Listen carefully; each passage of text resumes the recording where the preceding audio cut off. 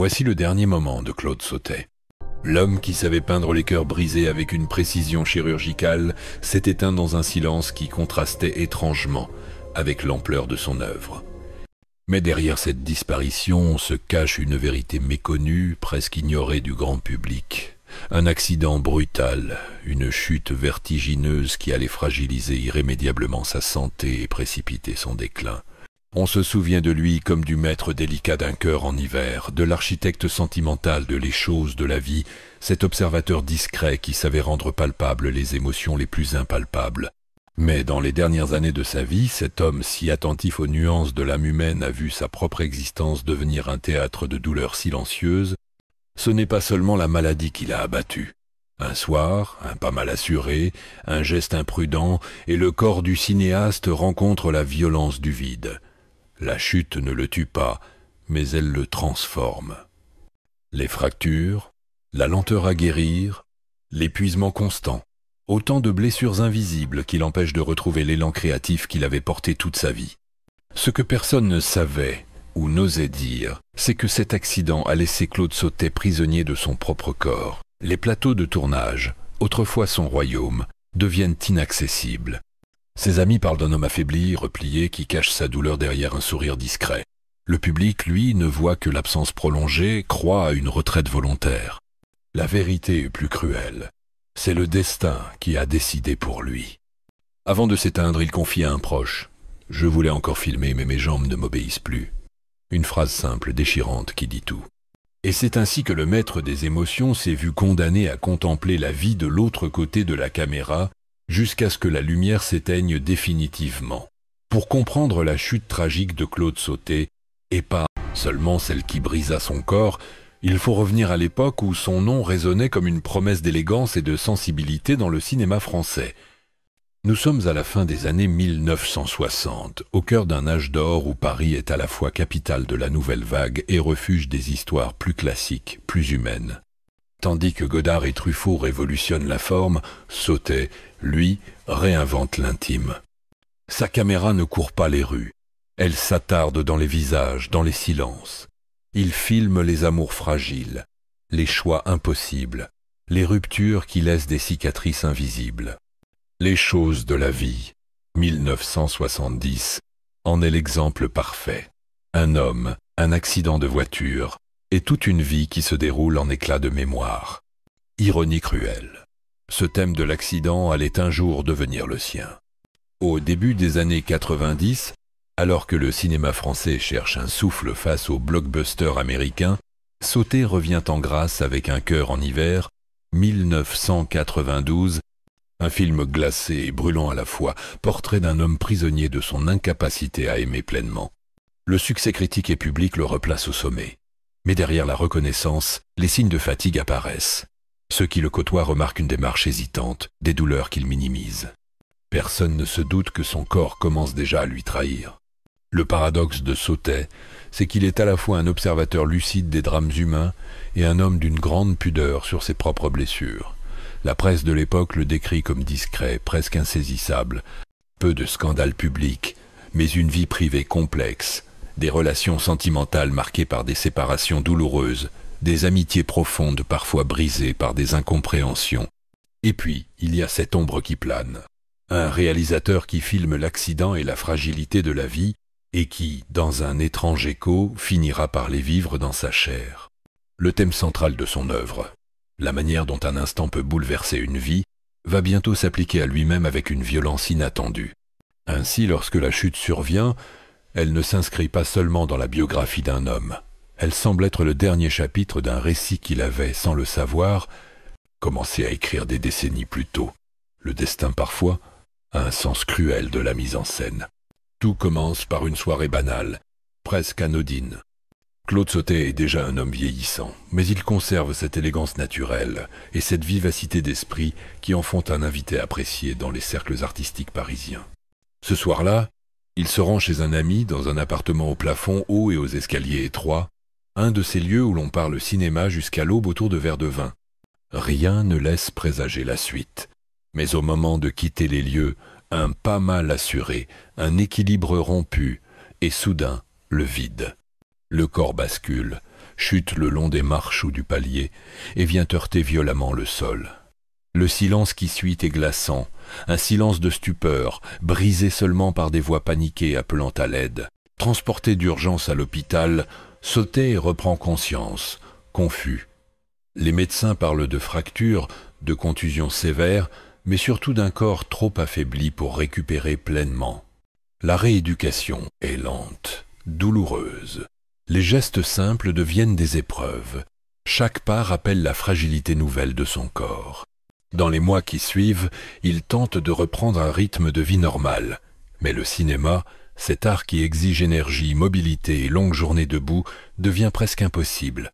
Sur un plateau, il ne peut plus se déplacer librement.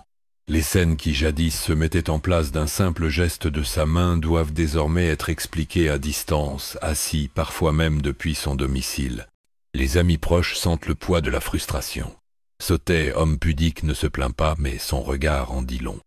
Loin des plateaux, il se replie sur lui-même, travaillant à demi sur des projets qui n'aboutissent pas. Le cinéma français, de son côté, continue d'avancer. De nouveaux visages apparaissent, de nouvelles histoires se racontent, et son absence commence à se faire sentir. La presse ne dit presque rien de cet accident. Quelques rumeurs circulent dans le milieu. Certains parlent d'une chute banale amplifiée par l'âge. D'autres évoquent un incident plus grave qu'on ne veut pas ébruiter. Dans un monde artistique où l'image compte autant que le talent, montrer sa vulnérabilité est un risque. Mais pour Claude Sautet, ce n'est pas seulement une question d'orgueil, c'est la perte d'un souffle vital. Son cinéma a toujours été nourri par l'observation directe, par le contact humain sur les tournages. Et voilà que ce lien se brise. Peu à peu, l'homme qui filmait si bien les fractures intérieures commence à vivre la sienne, irréversible. Et c'est ainsi que l'accident devient plus qu'un simple événement malheureux. Il marque le début d'un déclin inévitable. Chaque jour, l'énergie se réduit, la fatigue s'installe, et l'idée même de tourner un nouveau film s'éloigne jusqu'à disparaître complètement. Pendant longtemps, l'histoire officielle reste floue, une mauvaise chute, un accident domestique sans gravité.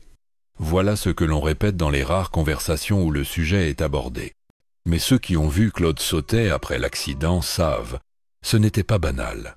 Le choc avait été violent, le corps irrémédiablement fragilisé. Certains murmures circulent dans les coulisses du cinéma. On parle d'une chute depuis une hauteur plus importante que ce qui a été dit publiquement, d'un corps projeté avec une telle force que les médecins craignaient au départ pour sa survie.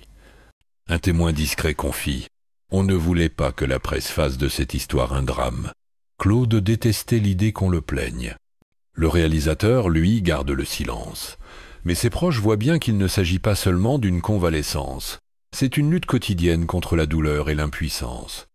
La nuit, l'insomnie le hante. Le jour, chaque mouvement est mesuré, calculé, comme si son corps était devenu un terrain miné. Pour un homme dont le cinéma repose sur l'instinct et l'élan, c'est une condamnation invisible. Le pire, ce n'est pas la douleur, c'est l'éloignement progressif de la vie de plateau, le cœur battant de son existence. Dans une conversation rapportée par un ami, il laisse échapper « Je n'ai plus de jambes pour marcher vers mes personnages ». Phrase poignante, presque métaphorique, qui dit tout de l'abîme intérieur. Les médias, à l'époque, restent étrangement silencieux. Quelques lignes discrètes dans la presse spécialisée, aucun grand titre, peut être par respect, peut être par oubli. Mais cette absence d'écho contribue à isoler encore plus l'homme. Le public, lui, croit à une retraite volontaire. Les spectateurs se souviennent de Un cœur en hiver comme de son dernier grand film, sans savoir que c'est un accident, et non le choix, qui l'a forcé à quitter la scène. Et c'est là que le drame prend toute sa force. Cet accident n'est pas seulement un épisode malheureux, c'est le point final d'une carrière qui aurait pu durer encore une décennie. Le dernier acte d'un cinéaste qui avait encore tant à dire, mais qui a vu ses propres thèmes, fragilité, accident, irréversibilité, se retourner contre lui. Quand la maladie finit par l'emporter en 2000, le public pleure l'homme et l'artiste. Mais seuls quelques-uns connaissent la vérité entière. Claude Sautet n'a pas seulement été vaincu par le temps, il a été trahi par le hasard cruel d'une soirée ordinaire. Claude Sautet restera, pour beaucoup, l'un des derniers grands peintres de l'âme humaine au cinéma français. Sa capacité à filmer les silences, les regards, les gestes infimes qui disent tout d'un sentiment ou d'une rupture, le place à part dans l'histoire du 7e art. Mais ce qui rend son destin encore plus bouleversant, c'est cette ironie tragique. L'homme qui a sublimé à l'écran l'accident et la fragilité de l'existence a vu sa propre vie brisée par un événement du même ordre. Pour nous, ce n'est pas seulement une coïncidence, c'est comme si son œuvre avait préfiguré sa propre chute. La chaîne voit dans cette histoire un double visage. Celui du cinéaste admiré qui a offert au public des chefs-d'œuvre comme Les choses de la vie ou Un cœur en hiver, œuvres qui resteront comme des références de sensibilité et de justesse. Et celui de l'homme privé, frappé par un accident qui a agi comme un couperet, stoppant net son élan créatif, alors que son regard sur le monde n'avait rien perdu de sa force. Certains diront « c'est le destin ». D'autres y verront l'illustration parfaite de la cruauté de la vie, qui ne choisit ni le moment ni la cible. Peut être que la vérité est entre les deux. Ce qui est sûr, c'est que le Claude Sautet des dernières années n'est pas celui que le public a connu. Il est plus fragile, plus fatigué, mais aussi peut être encore plus lucide. Cette lucidité, il ne l'a pas traduite en film. Son corps ne le lui permettait plus, mais elle transparaît dans les rares confidences faites à ses proches. Et si ces phrases, simples et douloureuses, sont aujourd'hui tout ce qu'il nous reste de ses dernières pensées, elles sont aussi précieuses que ces images. À vous, spectateurs, de vous demander, un artiste vit-il vraiment tant que son œuvre vit, ou meurt-il une première fois le jour où on lui arrache son outil de création? Il y a des histoires qui se terminent dans un murmure. Celle de Claude Sautet en fait partie. On se souvient de lui derrière la caméra, attentif à chaque détail, patient comme un horloger des émotions. Ces films, tissés de nuances et de fragilité, restent comme des éclats de vérité plantés dans la mémoire du spectateur. Mais la vie parfois décide de réécrire le scénario. Un soir, une chute, un corps qui ne se relève plus vraiment, et un silence qui s'installe là où régnait autrefois l'effervescence d'un plateau. On l'imagine, assis devant une fenêtre parisienne, regardant passer les saisons, avec dans les yeux ce mélange d'acceptation et de regret que l'on retrouve chez ces personnages. Ce qui bouleverse le plus, c'est que son destin semble être sorti tout droit de l'un de ses propres films, comme si les choses de la vie n'avaient été qu'une répétition générale de son dernier acte. Et dans cet écho étrange, on comprend que la frontière entre l'art et la vie est parfois d'une minceur insoutenable. Aujourd'hui, ces images continuent de nous parler. Un cœur en hiver garde sa mélancolie glacée. Les choses de la vie sont parfums d'inachevé.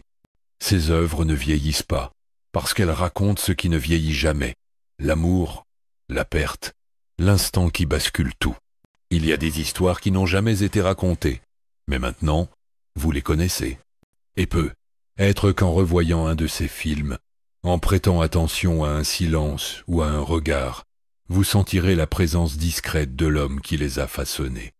Un artiste qui, même brisé, a su nous offrir des images capables de traverser le temps.